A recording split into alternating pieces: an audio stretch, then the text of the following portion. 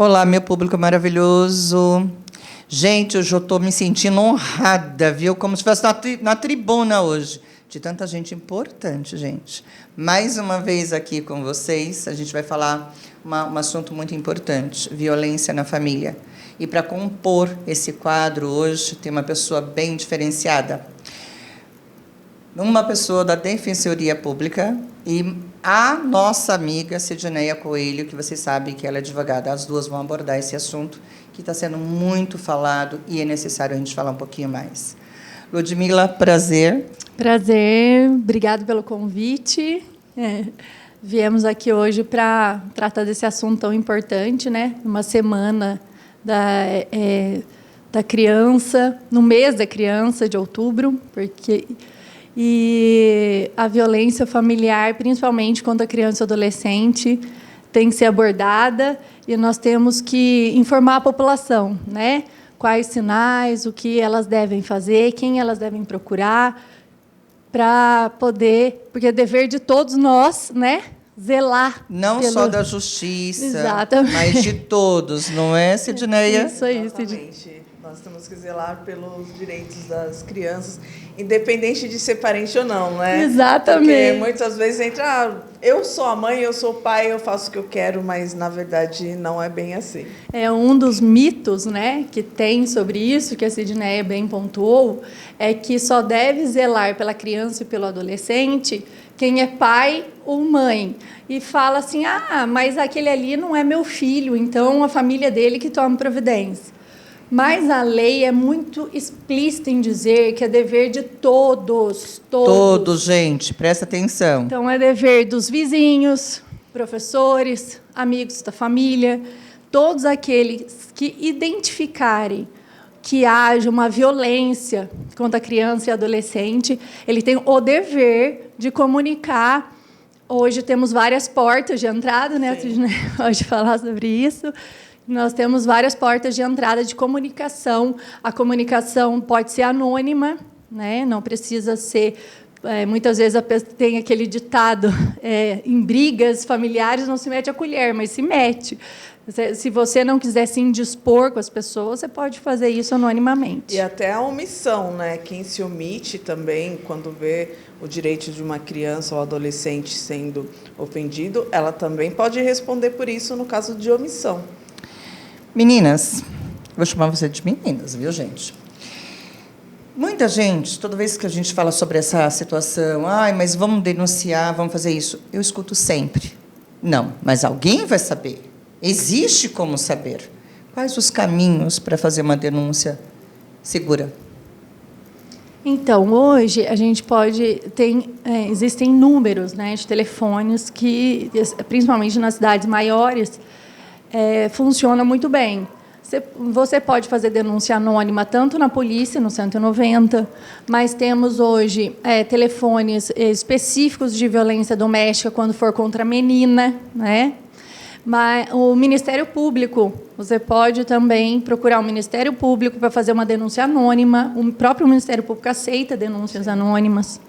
O Conselho Tutelar, né, que às vezes é muito mais fácil de ser acessado pela população, Sim. Pode ser anonimamente. Então, hoje, existem portas, a Defensoria Pública, que é a minha instituição, também aceita esse tipo e pode tomar providências em relação a isso. Então, portas existem todas, e as pessoas não vão ficar sabendo, né? A gente atua numa cidade pequena, minha comarca é uma comarca menor, e quem tem denúncias anônimas que não são descobertas por quem foi feito.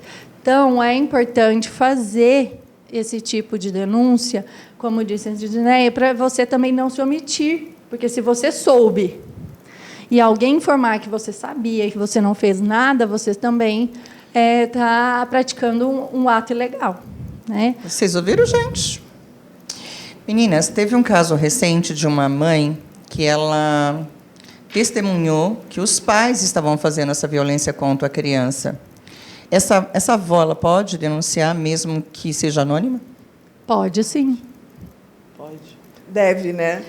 Na verdade, na lei tem alguns verbos, poder e dever. poder é uma opção, ela pode optar ou não por fazer isso.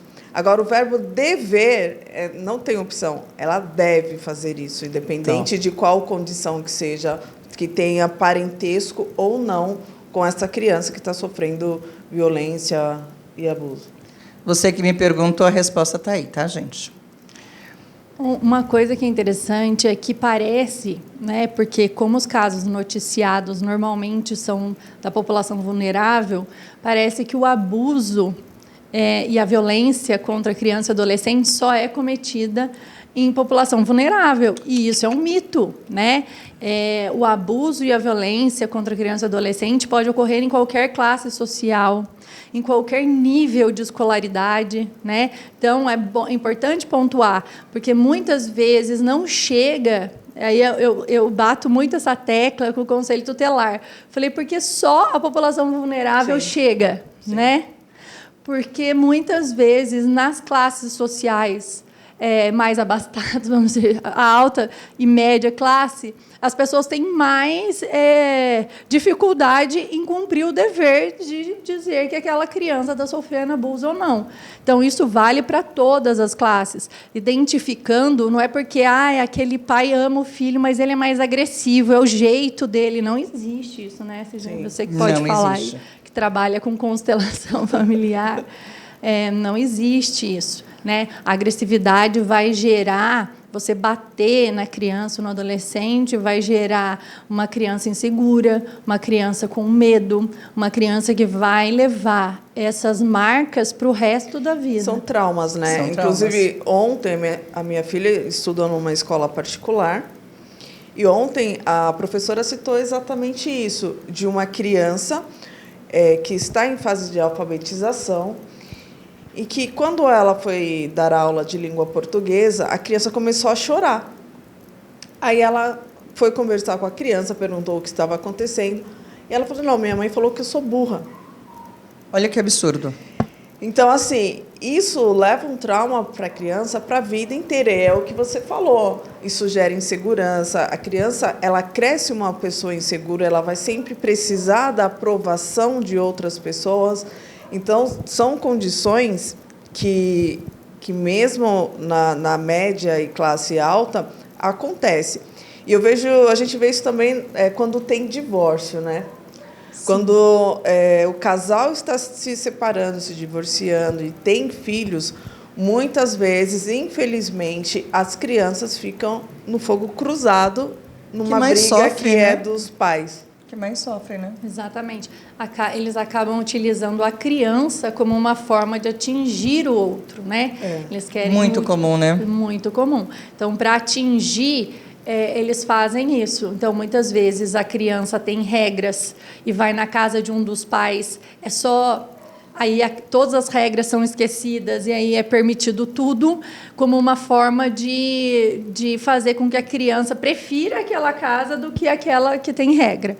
E aí causa um transtorno, porque essa criança vai crescer com diversos problemas pessoais, né? Até de não saber que existe limite, que existe lei, que existem regras que devem ser cumpridas pelo bem da coletividade, né?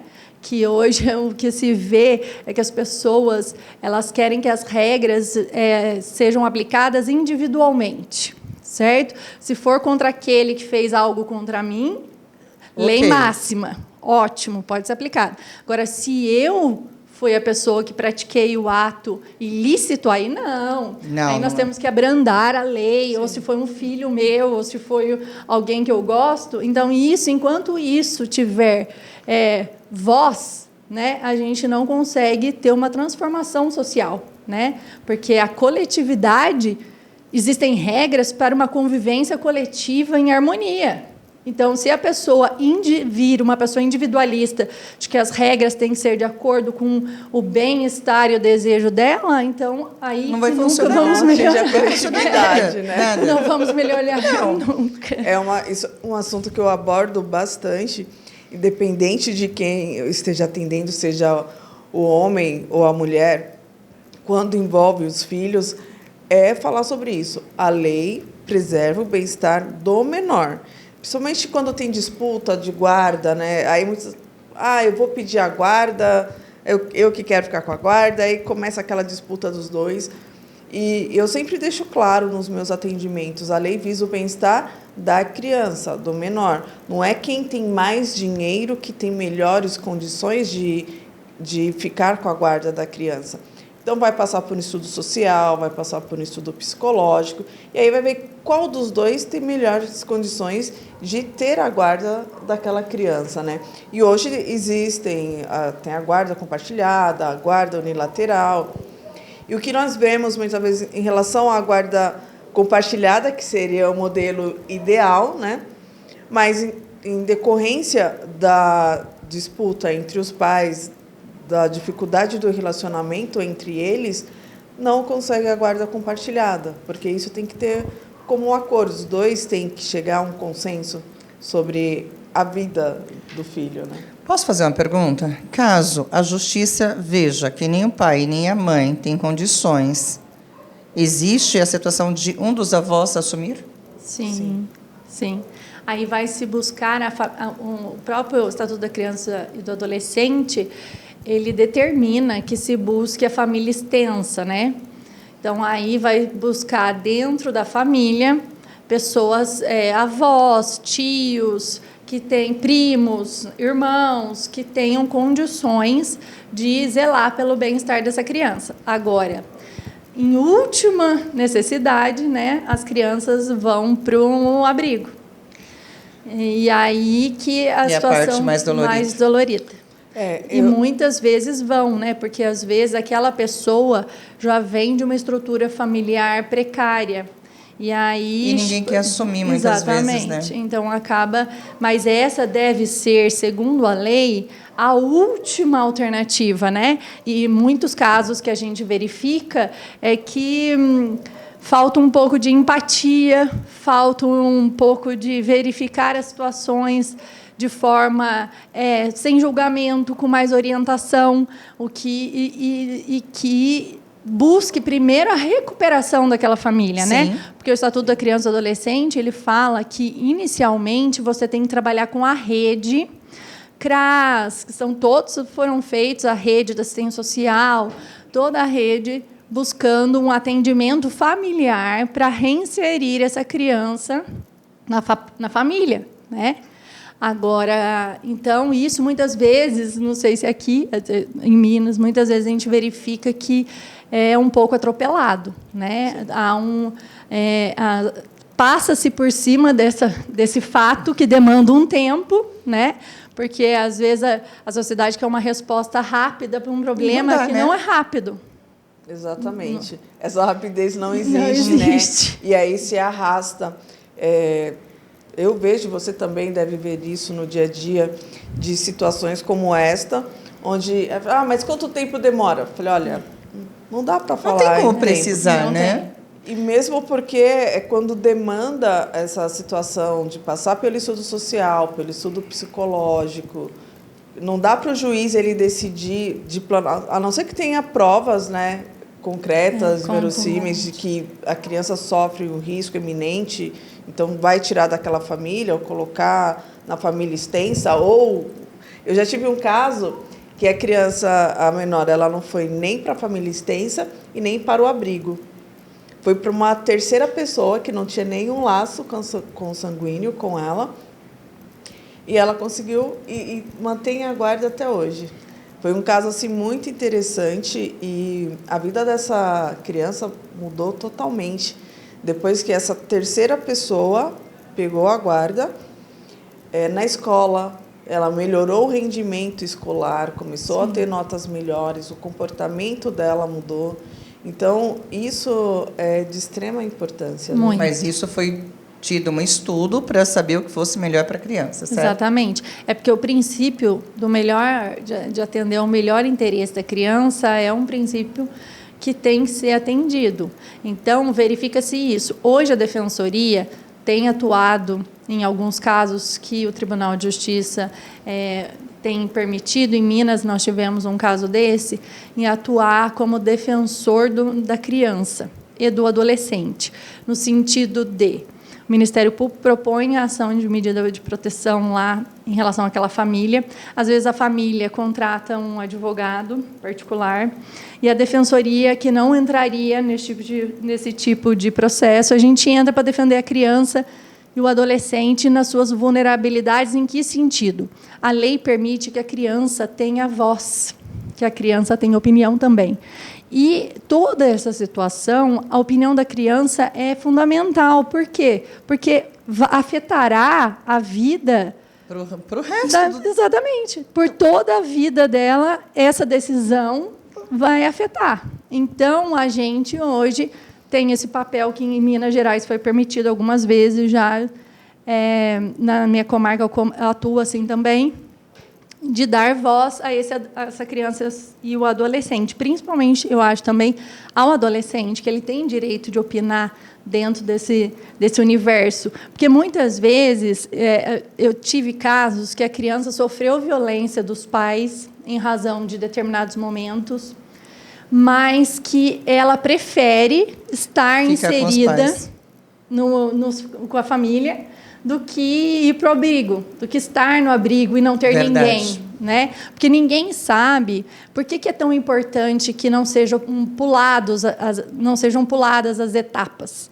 Porque, quando a criança completar 18 anos, ela não vai ter local para ficar, não vai ter família. Então, aí todo mundo fala, mas tem tanta gente querendo adotar, mas as pessoas que querem adotar, elas querem bebê. Elas querem especificamente uma cor de olho, uma cor de pele. Então, o que acontece? As crianças crescem, vivem no abrigo. Eu já trabalhei numa outra comarca, que não é a comarca que estou agora, que tinha eles falavam a gangue do abrigo. Entendeu? Então, acaba que a pessoa fica sofrendo porque passa uma vida no abrigo. Né? E aí completou 18 anos, né? Se sente excluída. Completou 18 anos, quantas vezes nessa outra comarca que eu trabalhei ficava aquela angústia do que seria daquela pessoa que completou 18 anos? Porque ela não tem ninguém, não tem para onde ir. Então, as etapas têm que ser cumpridas. Não é que a lei ia demorar, eu ouço muito isso, eu tenho que ficar defendendo, né? A gente tem que defender com afinco, porque o direito da família e do adolescente, além dele ser da família, da criança, do adolescente, além de ser dinâmico, porque a situação que nós encontramos hoje pode ser que mês que vem seja completamente diferente. Pode ser, tudo muda. Tudo muda. Às vezes, o casal que hoje está brigando muito, então, o mês que vem mudou alguma coisa no relacionamento. Tem casos que tem medida protetiva, conseguiu a medida protetiva, aí passam alguns meses, já estão se encontrando, aí a medida... É tudo muito dinâmico, o direito de família. Então, a gente não pode desejar que se resolva um problema em um mês, em 2 meses. E o que aí eu ouço muito, tem muita decisão assim, falando que a criança não pode ficar no abrigo aguardando os pais recuperarem. Mas, gente, a lei fala que tem que dar um prazo para essa família se recuperar. Né? Mas isso, então, é tudo questão de discutir, de cada um tem uma visão analisar, sobre os fatos. Exatamente. E eu acho que é uma discussão social importante, sabe? Porque muitas vezes as pessoas defendem determinadas posições, mas não trabalham com não sabem na íntegra o que realmente vem por trás, né? Não conhecem realmente. Então, é importante. A gente que trabalha... Assim, a gente já trabalha há muito tempo com a visão, a minha visão hoje, eu posso dizer que, como defensora pública há 17 anos, foi uma transformação pessoal. Eu passei por uma transformação pessoal. Por quê? Porque, muitas vezes, a gente não sabe o que as pessoas passam, os sofrimentos que elas estão vivenciando. E talvez, com o mínimo daquele sofrimento, a gente faria muito pior. Entendeu? Então, acho que a empatia é importante.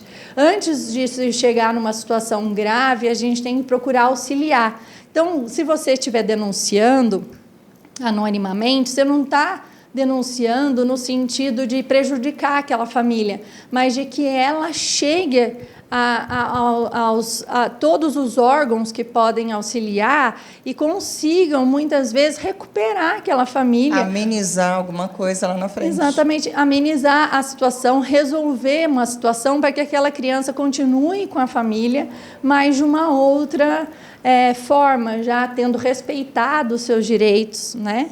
Então, eu acho importante a gente ter um olhar menos julgador, sabe? Um olhar de mais empatia, porque Sim. todo mundo, quem tem condição financeira, pode sentir menos porque tem babá, tem uma rede de apoio. Agora, Sim. assim, a população vulnerável não tem essa rede de apoio.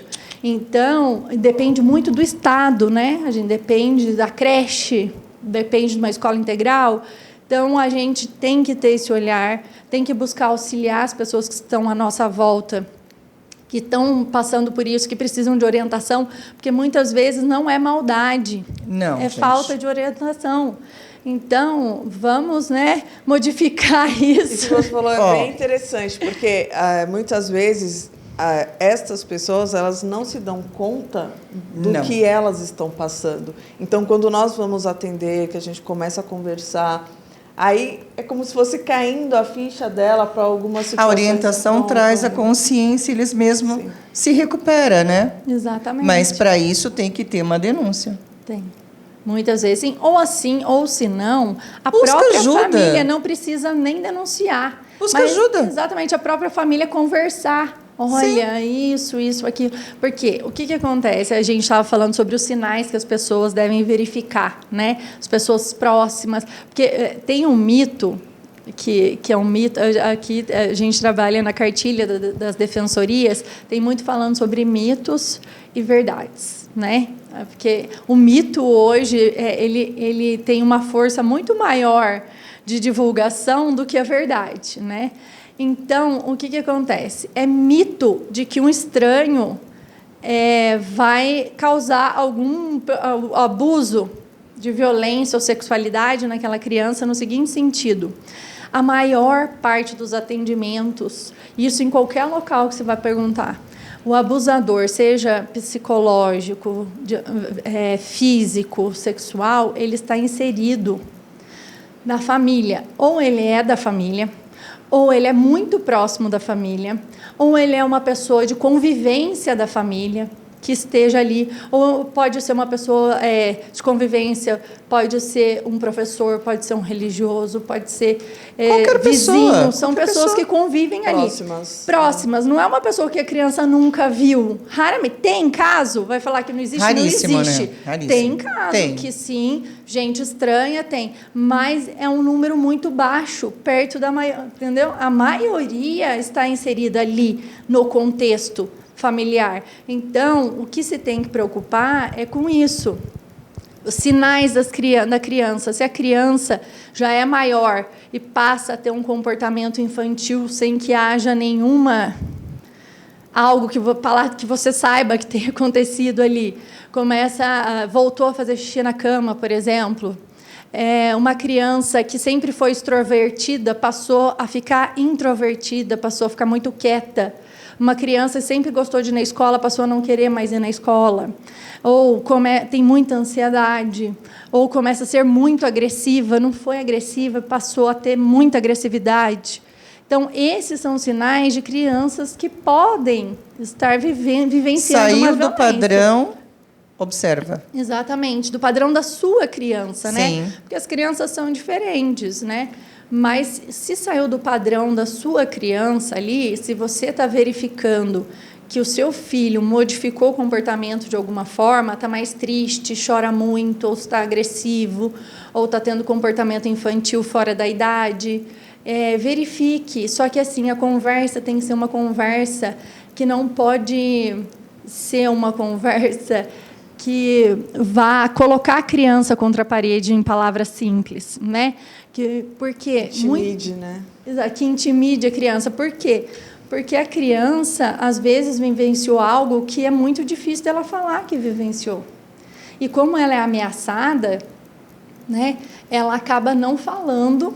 Sim. Porque ela tem medo.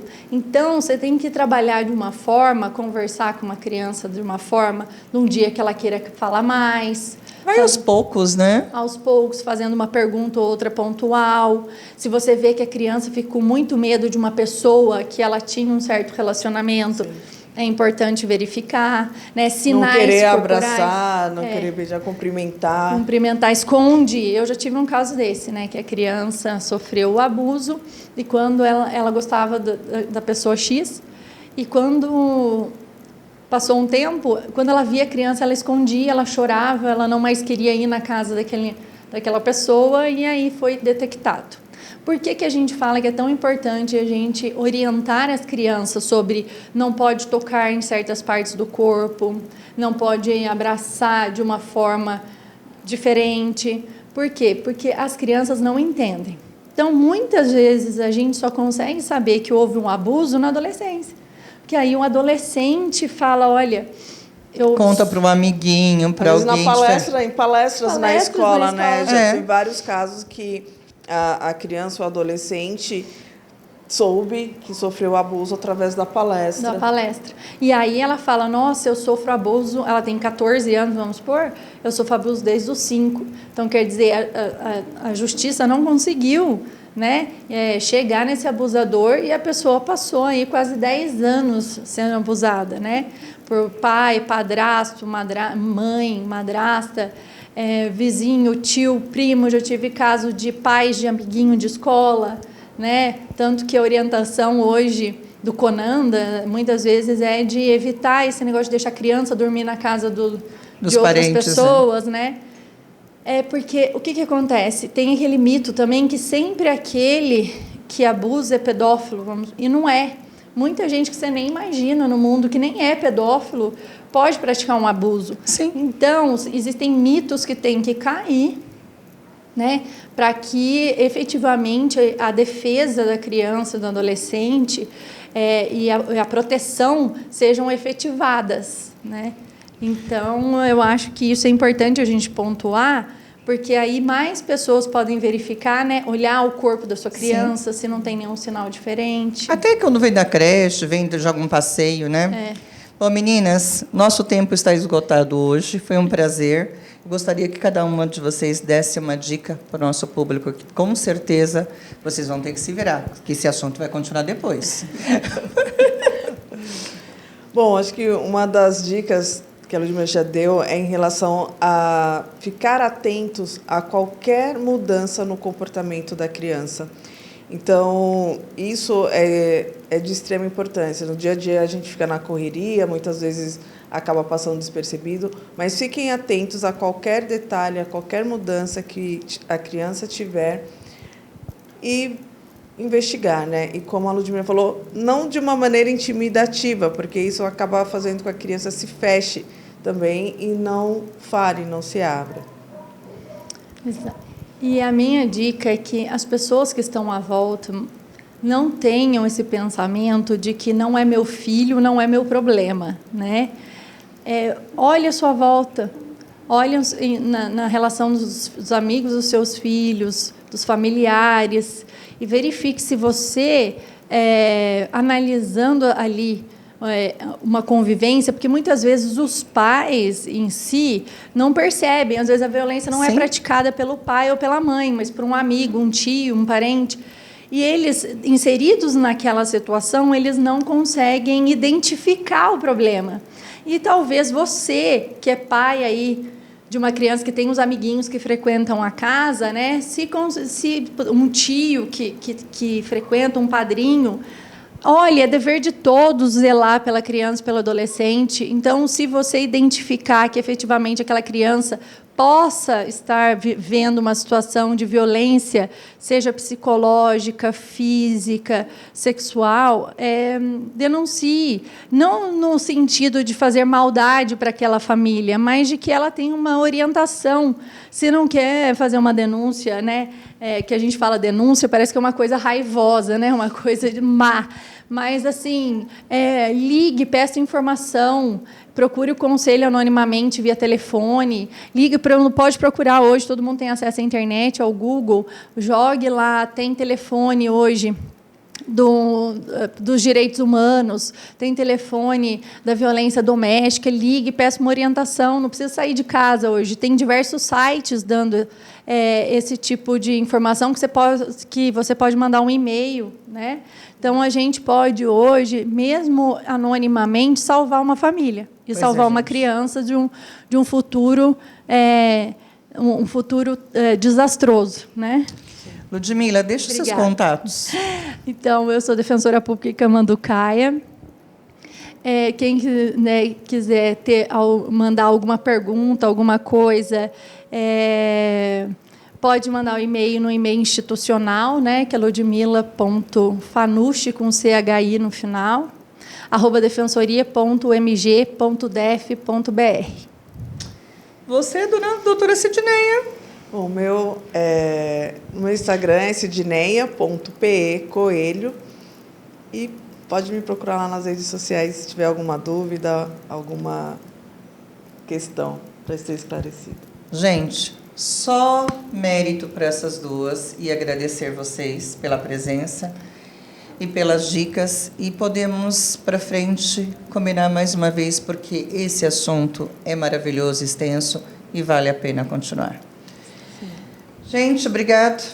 Daqui a pouco voltamos com mais um pouquinho do programa Cida Maria Fica a Dica. Já, já. Até mais. Obrigada, tchau.